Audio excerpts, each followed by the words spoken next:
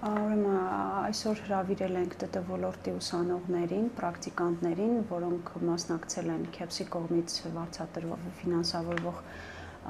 պրակտիկային, ամռան 3 ամիսներին, հունիս, հուլիս, օգոստոս ամիսներին անցել են վարձատրվող պրակտիկայի ծրագիրը, որպեսզի ամփոփենք արդյունքները։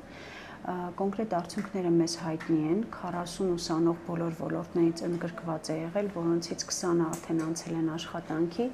կոնկրետ ՏՏ ոլորտում 20 ուսանող է եղել, նրանցից 12-ն է անցել աշխատանքի այն ընկերություններում, որտեղ նրանք անցել են պրակտիկա։ Եվ այսօրվա հավաքվելու նպատակը նա է, որպեսզի տեսնենք ինչ առաջարկություններ ունեն ուսանողները, ինչ դիտողություններ ունեն ծրագրի կազմակերպման հետ կապված։ Յուրաքանչյուր տարի մենք փորձում ենք հաշվի առնել նրանցից ստացված այդ տեղեկությունները,